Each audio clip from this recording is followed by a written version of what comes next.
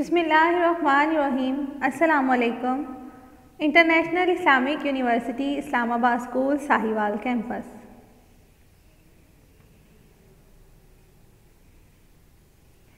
ये हमारा उर्दू जमात नाहम का लेक्चर नंबर 1 है। गज़ल नंबर 2 ख्वाजा हैदर अली आतिश।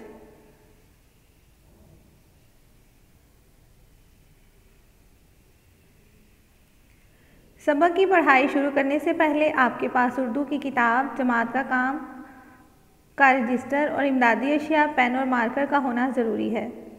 सबक को ध्यान से सुने और मुश्किल अल्फाज के मायने साथ साथ रजिस्टर पर लिखते जाएं।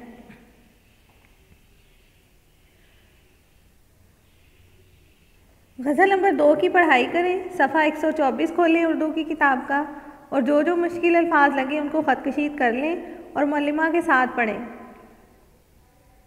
उर्दू की किताब का सफ़ा 124 खोलें और गज़ल की पढ़ाई करें।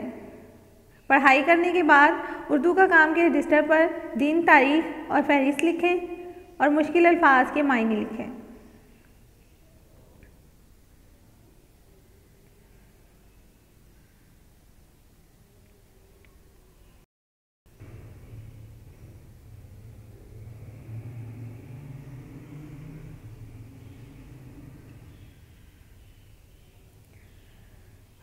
हाँ जी, सफ़ा 123 खोलें। सबसे पहले हम मुसन्निफ़ के बारे में पढ़ेंगे। ख्वाजा हैदर अली आतिश। ख्वाजा हैदर अली आतिश, इनका नाम ख्वाजा हैदर अली था और इनका तखल्लुस आतिश था। ये 1764 में पैदा हुए। ये 1764 में लखनऊ में पैदा हुए और 1846 में इनकी वफ़ात हुई। आतिश जो थे वो गज़ल को शायर थे। इन्होंने बहुत सारी गज़लें कही हैं। इनका नाम हैदर अली और तखल्लुस आतिश था। आप फैज़ाबाद लखनऊ में पैदा हुए। इनके वालिद का नाम ख्वाजा अली बख्श था, जो दिल्ली के एक मज़ीद ख़ानदान से ताल्लुक़ रखते थे। शुजाउद्दौला के ओहद में दिल्ली छोड़कर फैज़ाबाद आ गए। अभी आतिश सग़ीर सन थे कि वालिद वफ़ात पा गए, इसलिए इनकी तालीम और तरबियत बेहतर तरीके से ना हो सकी। आतिश ने नवाब मिर्ज़ा तकी ख़ान की मुलाज़मत इख्तियार कर ली। उनके साथ लखनऊ आ गए। शायरी में मुसफ़ी की शागिर्दी इख्तियार की। आपके अपने हमअसर शायर इमाम बख्श नासिक से कई अदबी मार्के हुए। आप कलंदराना मिजाज के हामिल थे, इसीलिए किसी दरबार से वाबस्ता ना हुए। पहले ज़माने में क्या होता था कि जो शायर होते थे ना, वो बादशाहों के दरबारों में अपनी अपनी खिदमात पेश करते थे और बादशाह जो है वो उनको तोहफ़े और नजराने देते थे। वो बादशाह के लिए और उनकी जो सल्तनत होती थी वहाँ पे उन बादशाहों की तारीफ़ में कसीदे वगैरह लिखते थे, जिनकी वजह से बादशाह उन्हें तोहफ़े और नजराने वगैरह देते थे। लेकिन जो ख्वाजा हैदर अली आतिश है, ये इनकी जो तबीयत थी वो दरवेशाना थी, इसलिए ये किसी भी दरबार से मुंसलिक नहीं हुए। आतिश जो है वो गज़ल को शायर थे। इन्होंने बहुत सारी गज़लें कही थी। इनकी गज़लों में तग़ज़ल की बेशतर खूबियाँ पाई जाती हैं। वो भी अपने ज़माने के दीगर शोरा की तरह शायरी को शायराना सनाई, मरसाकारी और अल्फाज की नगीना निगारी कहते थे। ताहम आतिश के यहाँ आमियाना सोकियानापन दिखाई नहीं देता। मतलब इनकी जो शायरी थी वो आम किस्म की नहीं थी। इनकी शायरी पढ़ते हुए ये एहसास होता था कि इसमें कुछ अलग बात है, जो इस वक्त के लखनवी शोरा के कलाम में जा बजा नज़र आता है। आतिश के कलाम में फ़िक्र व गना, तवक्कल, तसव्वुफ़, दुनिया की बेसबाती, कनात पसंदी, दरवेशाना रंग और इखलाकी मज़ामीन बकसरत दिखाई देते हैं। इनकी शायराना कलाम जो है वो बहुत खूबसूरत है। इनकी गज़लों में तग़ज़ल, रजाइयत, सादगी और सलासत, नादर, तशबीहात, इस्तारात, उम्दा, सनाव बदा, रंदाना मौज़ूआत और आतिश बयानी की खसूसियात पाई जाती हैं। आतिश की तसानीफ़ में इनका कुलियात ही अहम है, जिसमें इनका वो सारा कलाम शामिल है जो मुख्तलिफ़ असनाफ़ सुखन की सूरत में मौजूद है। आतिश ने बहुत सारी वैसे तो गज़लों की किताबें लिखी थी, लेकिन इनकी जो कुलियात आतिश है वो सबसे ज़्यादा मशहूर हुई थी। इसके अलावा इनकी एक किताब का नाम आमोज़िश भी है।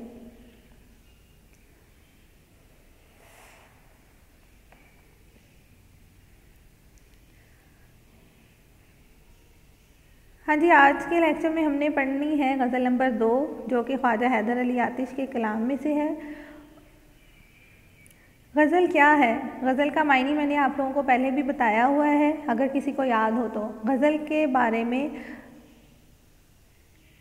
हम पढ़ेंगे आज। गज़ल के लग़वी मायने हैं औरतों से गुफ्तगू करना। गज़ल के लग़वी मायने हैं औरतों से गुफ्तगू करना, औरतों से बातचीत करना, प्यार मोहब्बत की बातें करना। इसके अलावा इसका एक इस्लाही मायने भी है। शिकार के वक्त हिरन के मुंह से निकलने वाली दर्दनाक आवाज़ को भी गज़ल कहते हैं, कि जो हिरन है जब उस पर शिकारी हमला करते हैं तो उसके मुंह से एक दर्दनाक सी आवाज़ निकलती है, उसको भी गज़ल कहते हैं। गज़ल का जो पहला शेर होता है उसको हम मतला कहते हैं। उसमें काफ़िया भी होता है और रदीफ़ भी होता है।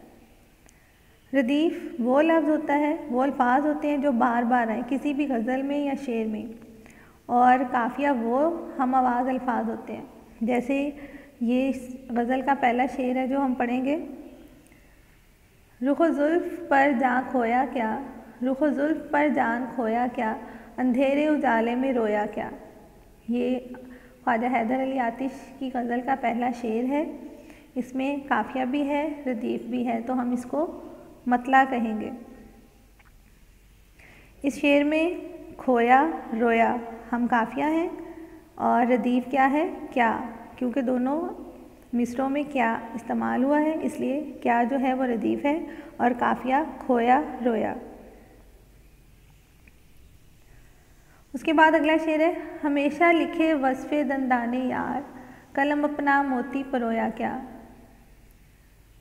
ठीक है, अब हमने इन अशार की साथ साथ तशरीह भी करनी है, इनमें से मायने भी लिखने हैं।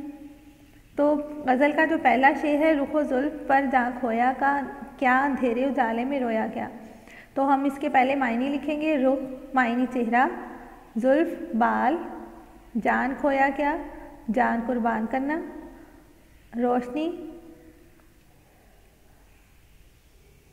उजाला, अंधेरा तारीकी, रोया क्या मतलब रोता रहा। अब इस गज़ल के पहले शेर का मफ़हूम क्या है। महबूब के चेहरे और जुल्फ़ों को याद करके मैं दिन रात रोता रहा। अब इसकी हम तशरीह करेंगे। शायर की तसव्वुराती दुनिया महबूब के तसव्वुर रानाई और जमाल से आबाद है। रुखे यार दिन रात शायर के गिर्द घूमता रहता है। महबूब की जुल्फ़ें उनके दिल को असीर किए रखती हैं। महबूब का चेहरा और हुस्न शायर की तारीक ज़िंदगी को इस तरह रोशन कर देता है जिस तरह रोशनी रात की तारीकी को उजाले में तब्दील कर देती है। झूठी मोहब्बत का दावा तो सभी करते हैं, मगर इसमें पेश आने वाली तकालीफ को बर्दाश्त करना मुश्किल काम है। जब दिलो जिगर बेताब हो जाते हैं और हिजर की रातें तवील हो जाती हैं, मतलब लंबी हो जाती हैं, हिजर की रातें, जुदाई की रातें, तो फिर आँखें जो है वो खून के आंसू रोती हैं। आतिश के शब रोज़ भी इन्हीं हालात में गुजर रहे हैं। वो कहते हैं कि मैं महबूब के हसीन चेहरे और इसकी स्याह घनी जुल्फ़ों पर फ़िदा होता रहा, जिसकी वजह से दिन हो या रात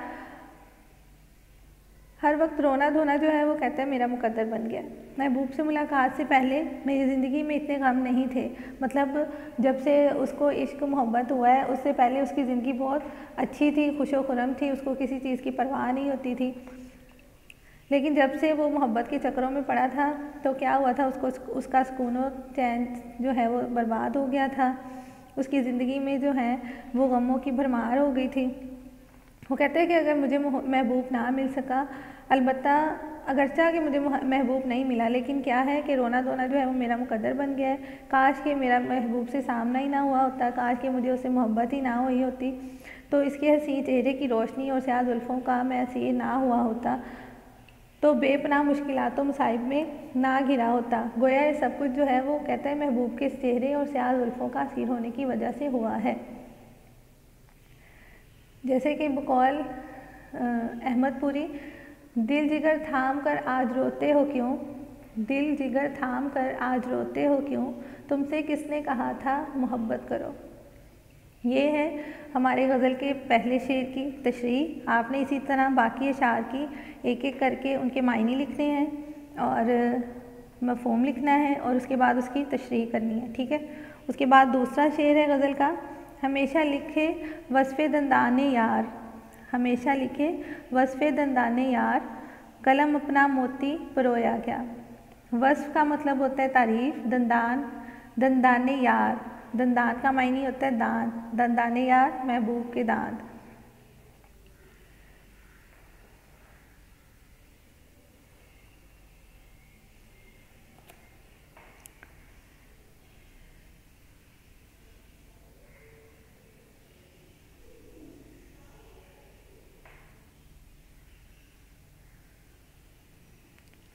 इसी तरह आपने शेर 2, 3, 4, 5 और 6 की तशरीह लिखनी भी है, याद भी करनी है, उसके मायने लिखने हैं। अब आखिरी शेर देखें, जन खदा से आतिश मोहब्बत रही, जन खदा से आतिश मोहब्बत रही, कुएं में मुझे दिल डबोया क्या।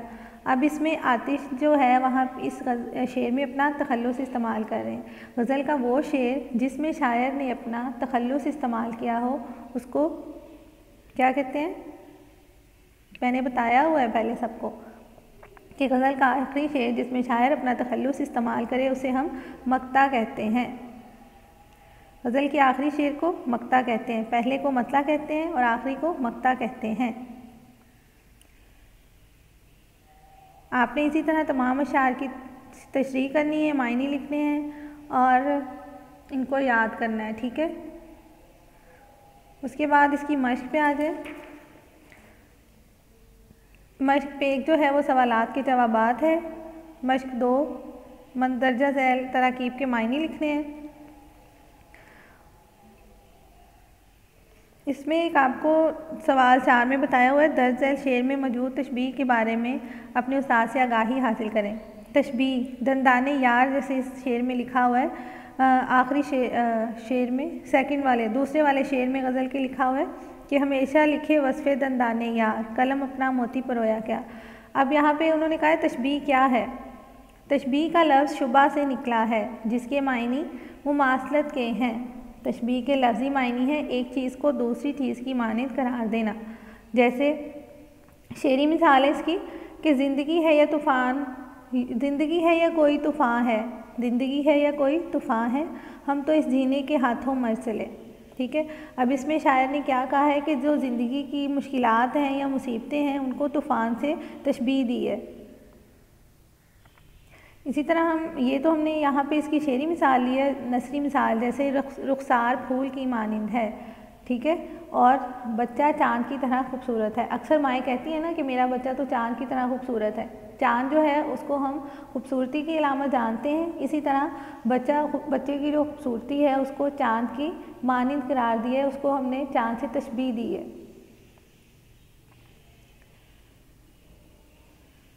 घर का काम जो है वो आपने करना है, गज़ल के तमाम अशार की तशरीह और अल्फाज मायने घर के काम के रजिस्टर पर लिखने हैं। और गज़ल की मश्क 1, 6, 7, 8 और 9, 1, 6, 7, 8 और 9 जो है वो आपने घर का काम के रजिस्टर पे करना है। और गज़ल के तमाम अशार की तशरीह अल्फाज मायने ये आपने घर का काम के रजिस्टर पे करने हैं। और गज़ल की मश्क 1, 6, 7, 8, 9 घर का काम के रजिस्टर पर ये भी आपने हल करनी है। और साथ में जो मश्क 2, 3, 5 है वो आपने किताब पर ही हल करनी है।